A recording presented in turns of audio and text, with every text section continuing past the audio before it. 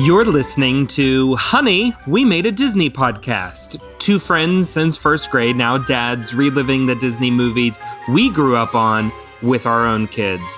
I'm Eddie Ferguson. And I'm JB Wagner. And on today's episode, we regret spending all that money on engagement rings when we could have just bought our wives a single pot, as we review Jungle to Jungle. Eddie, how are you and the family doing? I see Lucy is there with you, potentially, on the side over there. Yes, Lucy is right here next to me. She's usually near me when we record. You just always don't get to see her. She's very good. She's very good at hiding. Yes. Well, she curls up in a tight little ball. So we are doing well. Frozen fever has hit our house. No. So Lewis has always been a fan of Frozen 2. That's the music we've listened to. Yep. All of a sudden, all he wants to listen to is Frozen 1 and Let It Go. I need to send you the video. Send it to make sure my wife is attached to that too. Oh yeah, because it is adorbs. It is, but it's also like, oh, now I understand when this came out however many years ago. I mean, it's been out for a while. 2013. Yeah, so it's been out 8+ years. Yeah, I understand now why all the parents were just like, I can't do this anymore. But he runs around. He knows every word to every song. He also, he wants everybody to be different characters in Frozen. So, and right now it pairs off pretty good. He wants to be Olaf. Ellie is Elsa, Mommy is Anna, and of course, Daddy is Kristoff, and then Lucy is Sven. Right? That is makes comparable. Sense. But I blew his mind at dinner tonight because I asked, well, who's the baby going to be? Right? We've got number 3 on the way, and he still can't figure it out. He's just like, oh, I don't know about that one. So the jury is out. That's funny. Yeah, but we're all about Frozen right now, and Ellie loves it too. She can't articulate the words, but she just and she can get like a little bit of the melody out, which is kind of crazy for 15 months. But yeah, this is even dinner tonight. He wanted to listen to the Frozen soundtrack while we ate and talked. So that's what we did. What was on the menu for tonight? What was on the menu for tonight? Well, they had chicken nuggets and we had pizza because it was just a crazy day. So we just went for easy. It's a good call. That's a good call. We've gone for easy many times recently. Yes. Well, you guys are now in the midst of what we're in the midst of packing and moving. And I don't know if you can see right over here, but that's the edge of a packed box. Or no. Yes, that's a wardrobe box right over here.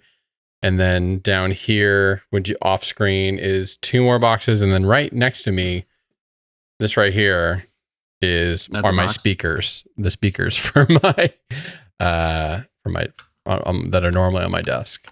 So yeah, as well as the light that I normally have shining at my face right here. But it's packed up because I just wanted to get some stuff done, even though we have like almost 2 weeks. Yeah, but it's gonna fly by. Yep. So I feel like but I left my desk up. My desk and all the primary podcasting gear is still up. Yeah, I sold it. We had one garage sale and I was like, do we really want to revisit this? All right, let's just do it now. Okay. It makes sense. So I make a weird arrangement tonight. My computer is being propped up by the binders that hold my DVD collection. Wow. That actually feels like a pretty good solution. Yeah. Because I realized before I was trying to get too much height. And it's like, well, you don't need a ton. You just need it up just a little bit. You just don't want to be like looking down at our guests. Right. It'd just be kind of awkward. But you know what is not awkward was how good Shang-Chi did at the box office this weekend. Good transition. You went and saw it. I did. So we I don't want to spoil it for you. We won't have to talk about the movie itself. But are you surprised, not surprised at all by how well it's doing? No, like it's Marvel. It's a big Marvel. They had but it's a brand new Marvel. It's not a known Marvel. Right, but then again, to some degree, a lot of these things, like Ant-Man was new, and the Eternals is new, and it's probably going to do really well too. I mean, the whole Black Widow backstory, didn't know anything about her backstory really, although she isn't a new property by any means. They didn't know if she could hold an audience, and she evidently could. No, that I wasn't surprised at all. Like, it kind of did what I thought it was going to do. So according to reports today, so yesterday we got the report that it destroyed all the records for Labor Day. I didn't realize that Labor Day was one of the worst times to go see a movie. Like, people just, because they're traveling, they're out barbecuing, whatever. That surprised me as well. I assumed Labor Day would be like any other holiday weekend, that movies would be a big deal. It makes sense though. It's it's kind of like the informal end of summer. Yeah. You know, you're going to maybe do some more outdoorsy things. I don't know. The previous record over Labor Day weekend was $30.6 million for 2007's Halloween movie, one of the 30 Halloween movies that have come out, including got another one this year. So this one did a little bit better at $71 million, and it actually ended up bringing in $90 million by the time the entire weekend, including today's another 20 or 15 to $20 million that came in today. Yeah, I drove by our local movie theater today, like this afternoon, and it was packed out. Packed, yep. Mm-hmm. Yeah. So it was just shy, about 9 million shy for just the Friday, Saturday, Sunday of what Black Widow did, which is very interesting because Black Widow had the same day premiere access release. This did not. It has a 45-day window, just like about half the window of what a normal movie would have. Yeah, exactly. To only be in theaters. So that was interesting that it still went under what Black Widow, but then maybe that's calling back to the fact that Black Widow still was at least somewhat of a recent property that they've explored in the past. So you take what was it, 80 million that made in theaters plus the 60 million that made in premiere access. So I guess it's still a good showing then. You're right, for something that is a brand new story that a lot of people haven't heard of very, very much. And not a lot of name actors in it. Awkwafina probably being the biggest name in of that, and she's a relatively new person as well. Yeah, I'm excited to go see it. Just Sarah wanted to see it with me, and we couldn't figure out a babysitter, so that was our only hold up. Where's Ed and Nancy? What are they doing? Are they traveling? Oh, they were out camping. Has he started his sabbatical yet? You mean his retirement? Same thing. Same thing. No, I was surprised as well. I think there will be a lot of market analysis over the whole Disney Premier Access at the same time or not, and how those numbers influence this or that. I think it's impossible to really get a strong determination in the midst of everything going on with the pandemic. Yep. Still, I know I've seen a lot of reports. A lot of people canceled travel plans at the last minute for Labor Day, just with the spike in COVID stuff. And also New York and California are requiring vaccine, like proof of vaccines to actually go into a theater. Which is going to hold back, a certain amount or whatnot. So it's just still, I don't think, I think movies will be similar to airlines I read a report that airlines aren't expecting to be back to normal, like 2019 numbers until 2024. That's what I'm hearing too. 2024 seems to be the year everybody thinks, okay, we should be balanced enough that we can look at these numbers straight up. Yep, that's what I've been hearing too. No, which is crazy. That means we got over 2 years to go. Ugh. We're not even quite at the halfway point yet. Huh. Lot of stuff still to happen. A lot of stuff still to go. So it looks like it did really well for the circumstances. I'm sure it would have been even much higher had it not been in the middle of the pandemic. And I'll tell you, I like this plan of let it have a true movie experience, and not do the whole bifurcated release. I like this. I think it's stronger. Is it going to go straight to Disney Plus after this, or is it going to go Premier Access first for 45 days? I haven't heard. Seems like they should just go straight to Disney Plus. That's my thought, at least. But yeah, I mean, they were making a killing off of the Premier Access. I mean, they were doing really good. I heard through all of the Scarlett Johansson lawsuits that Kevin Feige, the president of Marvel, never liked the whole dual launch with Premier Access, and that he was the strong voice of just finally killing it.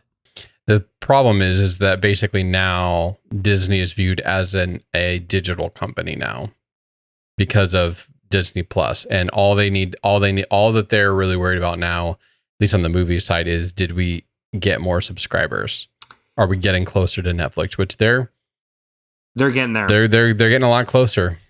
Well, the problem, and I think it'll be 2025, 26 till we start seeing this litigated.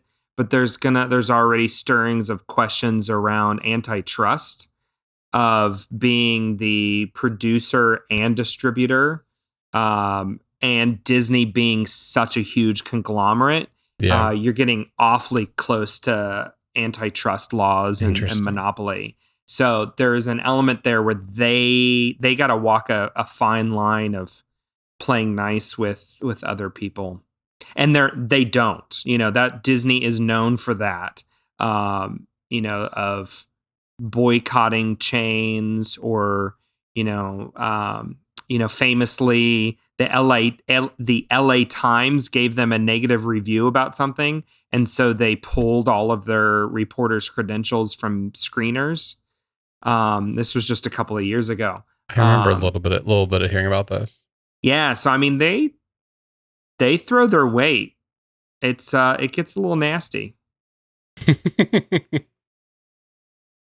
Yep. But, so that's some of the recent news on Shang-Chi. Eddie, I texted you beforehand that one thing we hadn't talked about yet that kind of went past the radar because we had to shoot a couple episodes back to back, and we kind of missed the window and we never talked about it, which was this new series on Disney Plus, Behind the Attraction. I don't think we'd officially talked about it on here. No, we have not. I think we might have mentioned just like, hey, it's out there, like what's new. But have you watched everything? Have you watched them all? I haven't watched all of them. And I believe Haunted Mansion I fell asleep during. I know. But I'll touch that in a second. I've watched Space Mountain of the new ones because they released, was it 5 that they released? And then Yeah. So I watched most of the first 5 and then jumped ahead. Did I jump ahead? No, I think I only watched The Castles is the only one of the last 5. So I've watched about 6 of them. So I've seen them all. I downloaded them and just watched them on plane rides and stuff while flying around. And in this last batch, probably my 2 favorites were in this last batch, and that would be the one on Disneyland Hotel is fascinating. I really enjoyed that one for some reason. Okay. Just kind of going into how that came about, this special deal that Walt makes with a buddy of his, and just kind of how that reinvented the whole idea of a hotel. And then the second one that I really liked was the one about It's a Small World, which really isn't about It's a Small World. It's mostly about the 1965-66 World Fair and all that Walt Disney and Imagineering put together for that World Fair. It's a Small World being one of them. I can see that why was you'd really be interesting. I can see why you'd be interested in. That sounds exactly like up your alley. Yes. Another way you can see get a taste of the World's Fair is by watching Tomorrowland, the movie. Have you watched it? Have you seen Tomorrowland? Have you Yes. Yes. Actually, I was about to send you some articles that I read because it was all over Twitter today, because it just released on Friday on Disney Plus, Tomorrowland.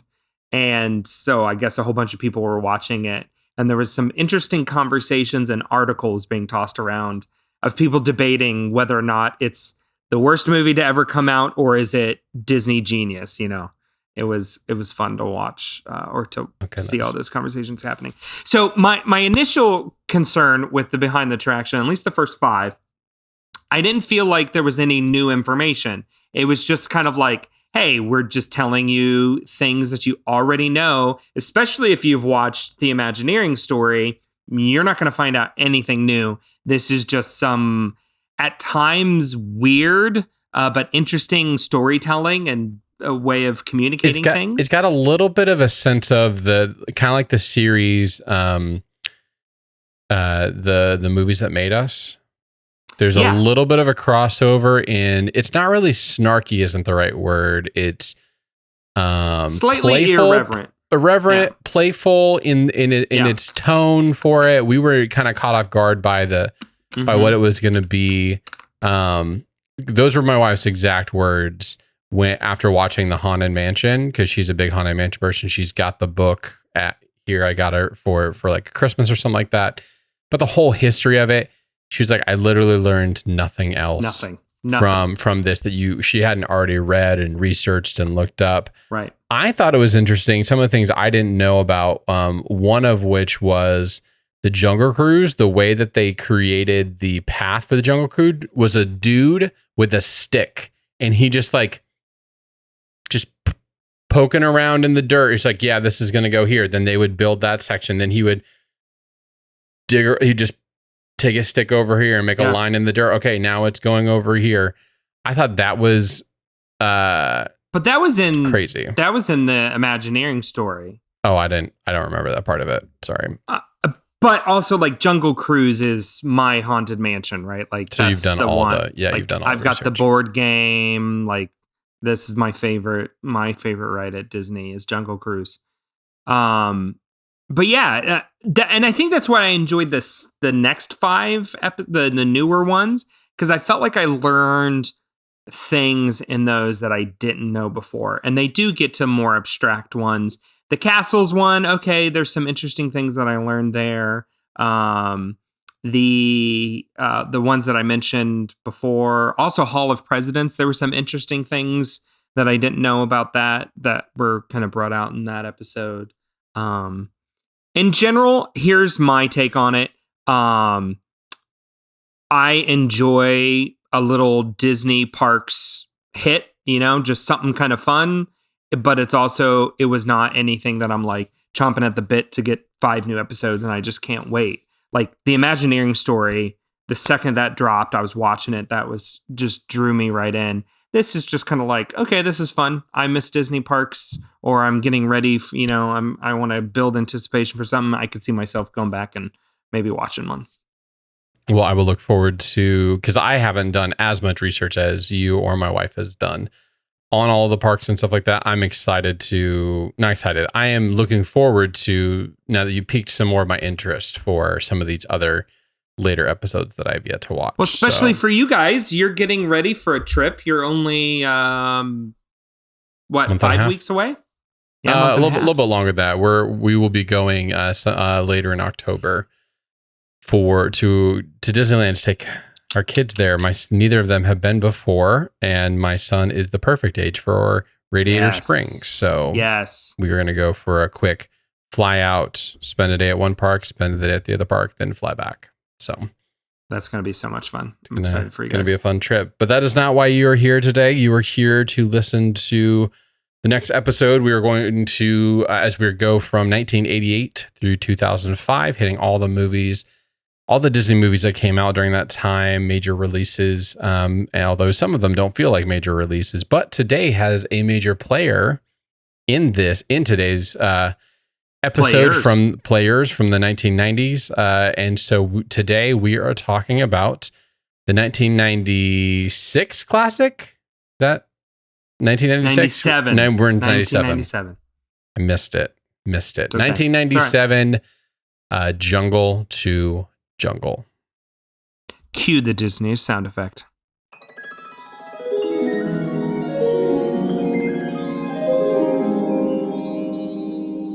Okay. So, the IMDb description for this film is as follows.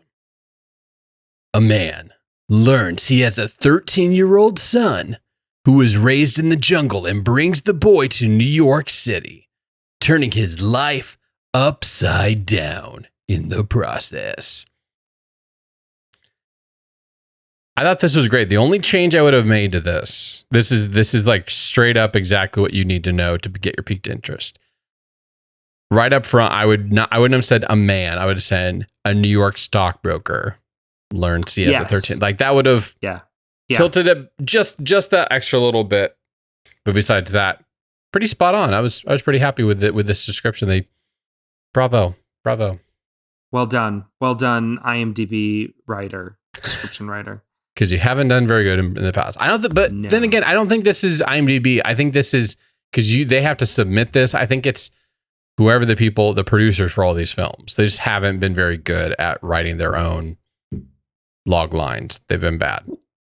Well, I think what it is they try and write descriptions for anything, even, streaming services, whatnot, to be as almost nondescript as possible.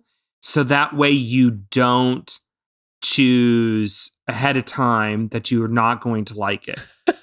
Do you know what I mean? We don't want to let you know it's a Western just in case you don't like Westerns. Don't like Westerns, right. They don't want you to judge a book by its cover. This is why like Netflix in particular constantly changes the movie posters. Oh, they do it all the freaking time. Because and I'm like, I've already seen this. They want you to click it. They have the info that if you click a movie, you're more likely to finish a movie and watch more of it. And so that's what they're trying to do. They just need you to bite once. So that's why I think like descriptions, they're just trying to stay out of their own way. I will say that there's one description they definitely should have stayed out of their own way and they did pretty bad on, which is the tagline as I'm looking on IMDb, Jungle to Jungle, March 14th, get a little savage. That's not going to happen again in 2021. They're not going to use that, especially not since the Cleveland Indians just changed their name to avoid the stereotypes. Yeah, they're not going to. To the Guardians. They're not going to change. They're not going to do this. But Eddie, give me some backstory for you and this film. I remember this movie. I remember the first time watching it, and we were kind of excited because we liked Tim Allen, Santa Claus, Home Improvement. Thought this was going to be funny. So I remember sitting around, and I remember just a few of the inappropriate jokes or whatever. Yeah, at first being like, So I definitely can kind of vaguely remember the first time getting together as a family and watching this together on VHS tape. Yeah, and it's Tim Allen. This is what you love and enjoy about Tim Allen is just that kind of quick, snappy wittiness. And that's what carries this movie. He definitely had a couple of his trademark. They're not even phrases. They're more like trademark sound effects. Yeah. that thing, which he definitely did in the Santa Claus as well, and then his oh no, like his like drawn out like kind of a expression. But Yes. my wife, she doesn't normally get very excited when I'm watching one of the latest films unless it's like a classic animated film. But this one, she was like, "Oh, I love Jungle to Jungle. Oh, that's one of my favorite films." Growing, I was like, "Oh, really?" I'd watched about half of it and been like, "This was like your favorite thing?" I don't think I had. I mean, I'm pretty sure at some point I had watched bits and pieces of it. I have never sat down and watched it beginning to end before. This is my first time. Oh, really? Yep. And I mean, it was fine. Tim Allen does what Tim Allen does best, which is he just he spends as long as he needs to win you over.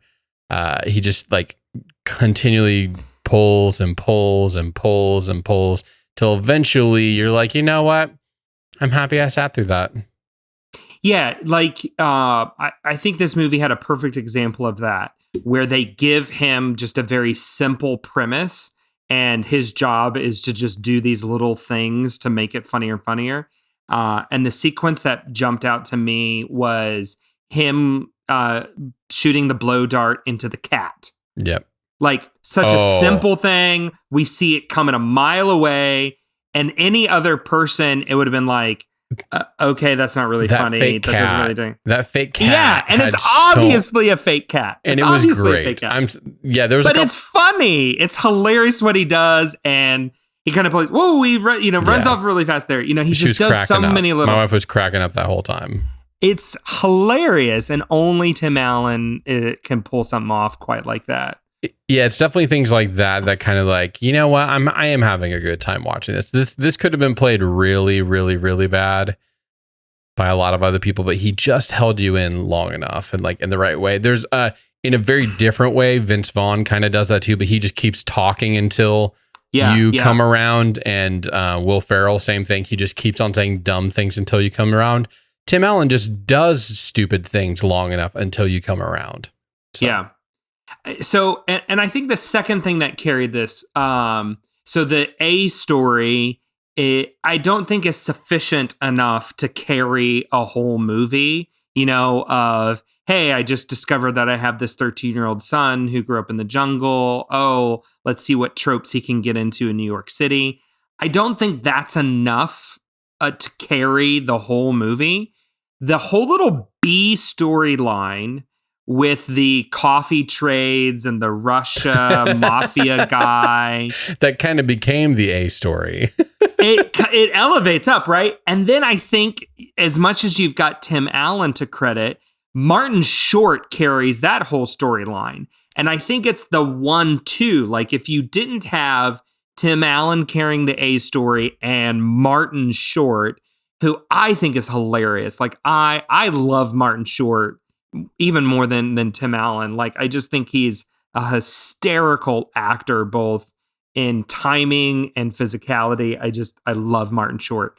And I think it's that 1-2 punch of, a great comedic actor like Tim Allen carrying the A story and an awesome comedic actor like Martin Short carrying the B story. It just gives you that enough oomph. As soon as I feel like one is dragging, we pop over to the other, and it carries it along. Yeah, there's a lot of they don't make movies like this anymore. No. Yeah. So, I mean, what is it about this movie? There's just so much physical comedy. There's so much physical comedy. So much like the tarantula. They also repeat jokes over and over again. Like it's the tarantula just keeps coming back. It just keeps coming back and again and again and again and again. The blow dart over and over and over again. The mispronunciation, but not knowing what's the cultural cues and stuff like that is just constant over and over again. They kind of just they wear you down. Most of the time, it's like, we did that one joke and now we have to go do something completely else that you aren't ready for. And maybe that might be a problem because we're putting too much like if something works, it kind of just works. I don't know. And that's I like this movie because it is it's more or less simple. It doesn't take itself too Very serious. Simple. Maybe that's why the log line works so well, because it's such a simple concept. Fish out of water. Yeah, and that's where they don't make movies like this anymore. It's either such a stupid idea that it's just like, yeah, it's just stupid. And I'm like, no, this doesn't make sense at all. Like Lucy's totally agreeing with me right now. Yeah, she's popping her head up. She agrees as well. It's stupid.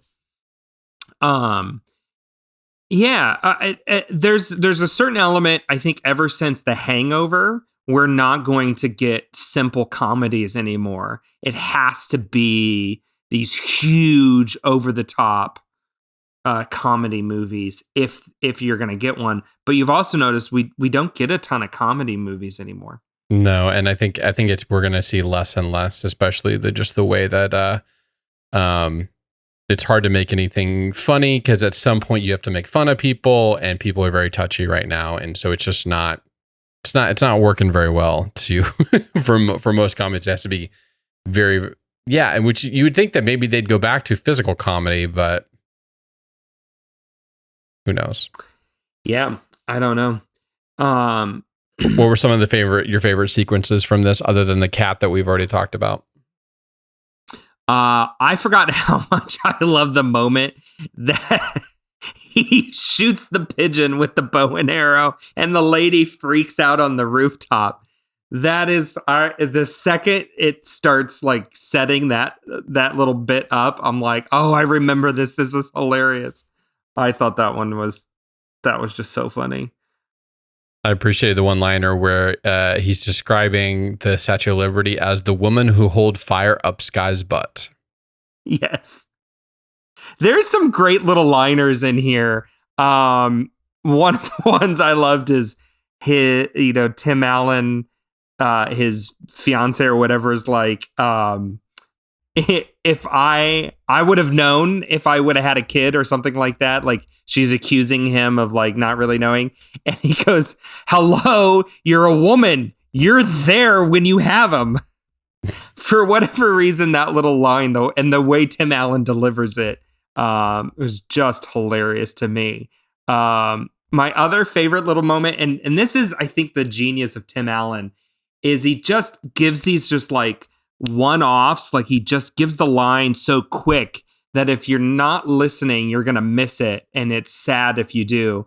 When he pours or gets him the Captain Crunch cereal, and he's reading off what's in it, and he gets to the very last line and he goes, zinc oxide. Oh, they've added sunblock. And he totally skipped over like red 15 or something like that. Yeah. Like, and then boom, he moves on. Like you don't have time to like, like he doesn't ask for the laugh. He just gives it and goes. And I think for me, that makes that little moment even funnier. It's just like, like how often does any of us read some of these labels and see something like that? But he says it off like that. Just so funny. We've skipped over something very big in this. We kind of hinted at it a little bit at the front, but is this the fifth Indian appropriated film that we've watched that Disney has made in this? Well, I don't think you can call this. Is it appropriate? Is it appropriation or not? No, because it's not a native North American appropriation. It's an Amazonian tribe. It's just he's wearing a headdress with an arrow in his mouth on the cup, and Little Savage is in the. There's just this is true. I mean, they do play off of some tropes there, just a tad too much. Wearing a loincloth the entire time. There's what was going on in the executive suite at Disney Films, that they were just like, we need right now, we need a lot of Native American or Native Central American films. That's what we really need on our slate in the mid 90s. Yeah, and I guess for this one, the premise makes a little bit more sense to me. Like I'm like, okay, I can buy it. It's more like the man of the house one where I'm like, oh, that one was horrible. Yeah, that's really that just doesn't age well at all. Though that was the time period. You think back to the 90s, we were a part of a program that used Native American imagery. That has since changed, right? They've gotten rid of that those terms and imagery. So yeah, I don't know what it is, but there was some fascination with it. I don't know, maybe. Yeah, would you call it I don't even. I'm just trying to get super psychological and try and figure out why things were like why we took the time to make movies about it that did pretty poorly on it. Why that was a big part. Like I can go. But you got to remember, and I think I've brought this up before or earlier on in the decade. The 90s was the Disney decade where Disney was, you think in 81, they thought they were going to lose the Walt Disney Company. It was like days away from a hostile takeover that they were just going to liquidate all the assets. Like they almost lost the company at the beginning of the 80s. And when Michael Eisner comes in, a part of his thing is like, we just got to start making money. Like we've just got to start churning stuff out. And especially from the film production side of things, one of the approaches they took was what they called the singles and the doubles. Yeah. Just try and get some runs out there and make some money. So they would do these low budget movies, like a single or a double, and just see. And then every once in a while, it would hit, and you would have a huge, huge hit on your hands, like a Mighty Ducks, right? That just boom turns into something bigger than they ever expected. And then they buy a sports team. Right. And I mean, by the time you get to the end of the 90s, like 97, they're doing great. Like they've bounced back. They've got it. But I think there's still, by the mid to 97, we're still in this period of they're just trying things. They're just willing to take some risk because they don't know when they're going to unearth gold. So they just keep digging. That makes sense. Anything else? Animation is on another side, which we'll talk about next week's episode. Next week, because teaser, we've got another big big animated film. We're going to be watching and reviewing Hercules next week. The from 1997. Never, because there's been like other live action Hercules and other things. I don't even know if that Disney necessarily did it. It might have been somebody else. But anyways, just giving it a little bit of a taste teaser. That you'll want to come back in next week for that. Anything else stand out to you from this film? Did you jot down any of the one-liners, Tim Allen? Kind of the one specifically was the holding fire up Sky's butt. I just wrote down dancing in the park. I know the few times I've been to New York City, there's tons of dancing in the park all the time. It just happens to you. Lopo Lopo, so nice that they named it twice. Yes. The little village that they lived in. But I didn't have a ton, like there was so many physical things happening that I didn't necessarily have as much like perfect one-liners. I jotted down a few. I did enjoy every once in a while the clever names the boy would come up with, kind of like a tribal way of thinking through things. My favorite was the fish tank in Martin Short's house that he called the house pond. And that he ate the house pond fish. I thought that was really that's funny. Kind of funny little thing. My other favorite one was when they were early on in the movie and he's out in the jungle and the snake comes by and the boy asked Tim Allen, are you scared of snakes? And he goes, no, I'm scared of snake bites. For whatever reason, that just hit me really funny. But probably my favorite one is when he's like soothing his fiance and he's like, it's okay. He's going to go back to his mom, everything. And then we can go back to the way we were, totally wrapped up in ourselves. I did like where she says, "You told me when we were gonna get married that you were my baby and you were my child and I was my child, and that was it." Yeah. Oh goodness. I think that's shortly after there when he gives the whole line of like, "Hello, you're a woman. You're there when the baby's born." Yep.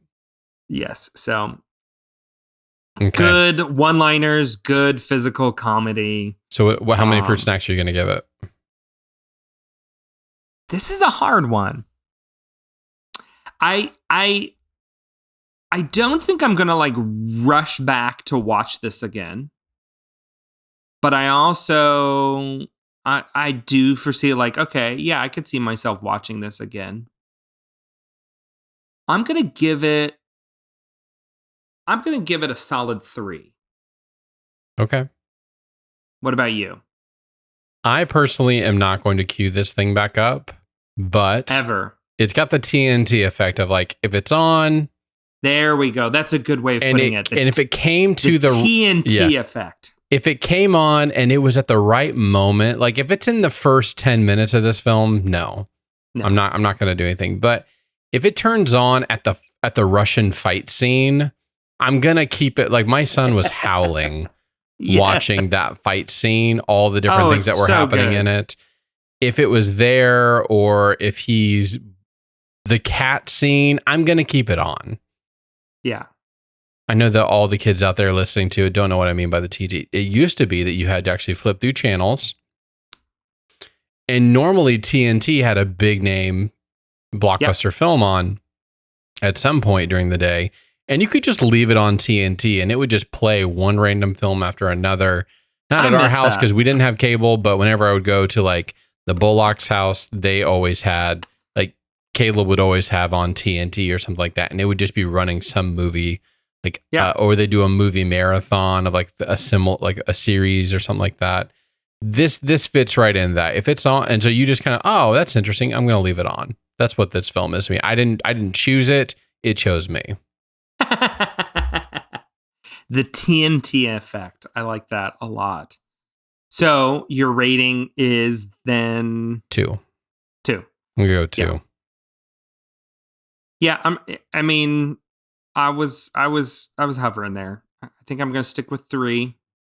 I think I'm sticking with 3 because Martin Short was in it. Well, there you go. I love me some Martin Short. This is no Father of the Bride. Like that is untouchable. But this is okay. I like me some Martin Short. Well, there you go. Well, thanks for listening to another episode of Honey, We Made a Disney Podcast. Tune in next week as we talk about Hercules, as we talked before. Pretty excited about that. Hercules, more like Huncules. Huncules. So that's going to be fun getting to rewatch that. Definitely going to try to watch that with my family. Some of these, I just kind of turn them on when I have time so that way I can write the notes. But, there's some good times this is going to be a good one to actually pull in the whole family together this week as we are trying to not think about all the things that we have to do before we move.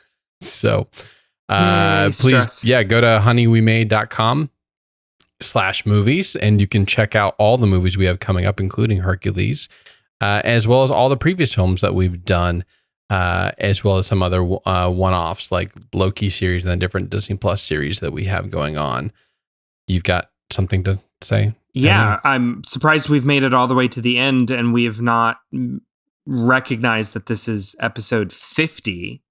50 episodes, Eddie. We are 1 week away from a year, or basically we've kind of hit a year. Like next week will be a full year of doing this. We've been doing this for a year. Only missed 2 of them so far.